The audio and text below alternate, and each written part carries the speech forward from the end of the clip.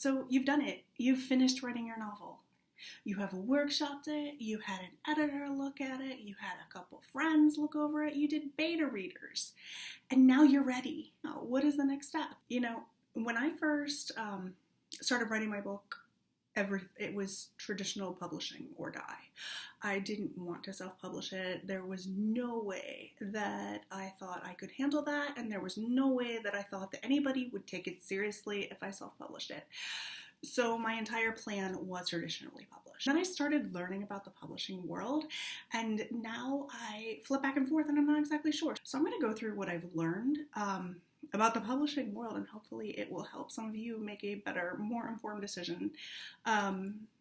And also you can watch me tear my hair out as I try and figure out where I'm going next. I just finished with my MFA. I had a lot of publishing courses, and specifically the last course was Publishing Ecosystem, where we had to take a look at, crunch the numbers, look at how much we would make on a book from traditional to self-publishing to see if it was financially feasible. Either way, which was the best for us to help us kind of hone in. And I'm going to be honest, walking into that class and the first message board, the first time we talked to other students, I said, this book needs to be traditionally published.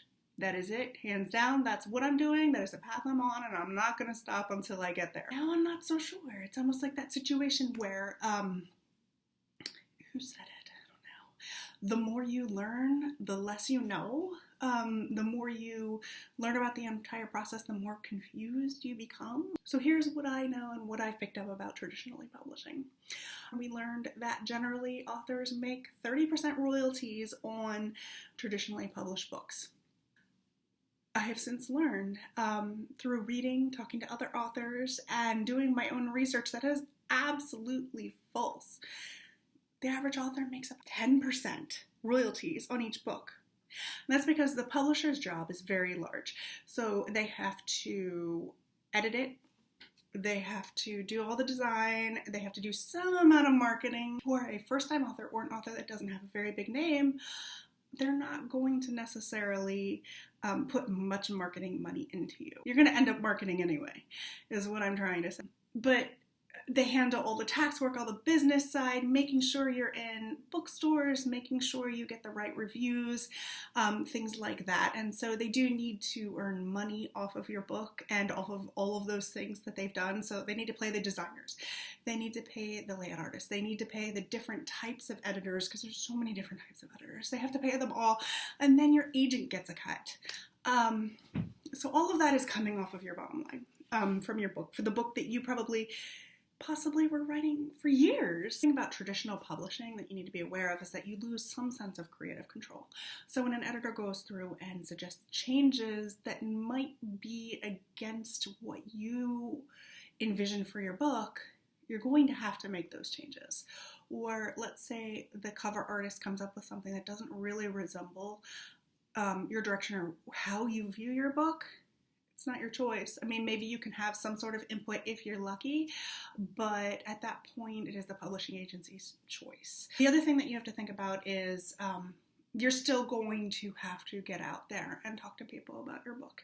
Even if you are traditionally published, even if they are putting money behind you with marketing, you are going to have to call places and maybe set up signings. You are going to have to give incentives to people to buy. You are going to have to get active on social media.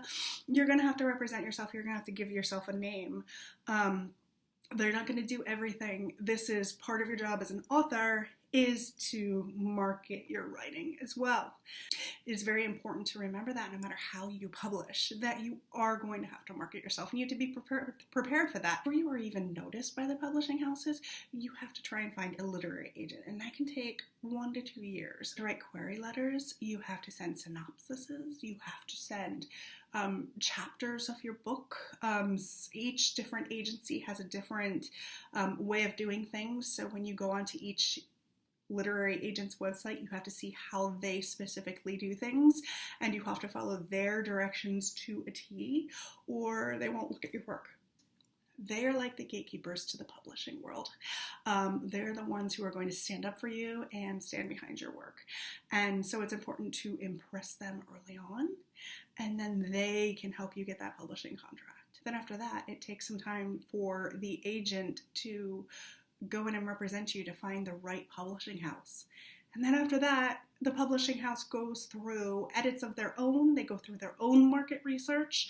They go through their own designers, their own layout, their own advertising, their own contracts. And that takes years. So generally speaking, a traditionally published book could take 5 years to get to market. And that's a really long time. And, you know, there are some books where it's like, yes, this has to be traditionally published. So, okay, go for it. So why would anybody traditionally publish? I think for a lot of people, it means a lot that you have someone standing up for your work. To have an agent behind you saying, yes, this is really good writing. It feels really good and it's really important. Or to get into one of the big 5 publishing companies, like, that gives you a lot of power. You can get into bookstores easier, and it's easier to become reviewed by different, high-profile reviewers if you have one of these big publishing agencies behind you. So if that's important to you, then maybe that is the step. Another thing is kind of ego. It looks good. It depends on what you want to do with your book, but sure, it absolutely looks good to have one of those big 5 agencies behind you. It gives you kind of an added oomph. But so you have to figure out what your goal is in writing your book.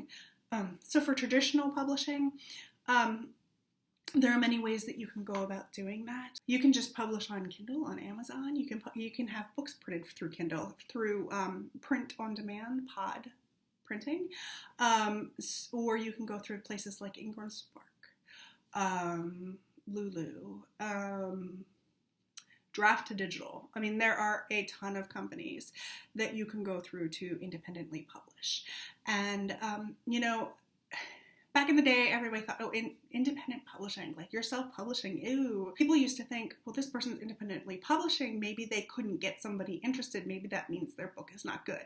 That is no longer the case. People are really good authors are deciding to make this change. And the reason is because of the royalties and creative control. And you can produce very professional looking books, very professional books, hardback books, paperback books, ebooks, and even audiobooks as a self-published author. And if you go through places such as Ingram Spark, your book does get listed in the catalog for bookstores to buy from. And since it's pod publishing, you don't have to pay outright to have those books printed for stores. They just order through Ingram Spark and it shows up just as any other book would. A lot of people, what they do is create their own little publishing agency just for their books, and they publish their books through the publishing agency that they created from themselves. So when you look on Amazon, it will not say independently published. It will say the publishing company that you've created for yourself. And so that kind of stigma of self-publishing is kind of taken away in that way. The other thing is with traditional publishing, like I said, it could take 5 years to get to marketplace. But if you're self-publishing, you're on your own time frame. You can do what you need to do to get it up sooner. Like if you're writing a small novella, you could have that up extremely quickly. I can't imagine waiting 5 years to put out my current novel. I want it out now, Now, the one thing that you have to realize is that then you are paying for your own editor, you are paying for your own cover designer, you are paying for your own layout, you are paying for your own ISBN number. These are all things that a traditional publisher would handle, but it would be your job to handle them then. So you would have to sell so many books to make up the cost of what you spent publishing your book. And then not to mention, you need that social media time, you need giveaways, you need advertising materials, marketing materials, you need to make sure to make press releases for your book, you need to make a press packet. That being said, because you don't have a high-powered traditional publisher marketing team behind you, it falls 100% on your shoulders. So it may be slower to kind of build up an audience, but if you're dedicated to doing that, it will come. I heard someone say that she didn't typically start earning royalties that she could keep until about her 4th book. And I've heard other people say you need at least 5 books before you really start earning on your books. That is all within your control to get out there and do what you need to do.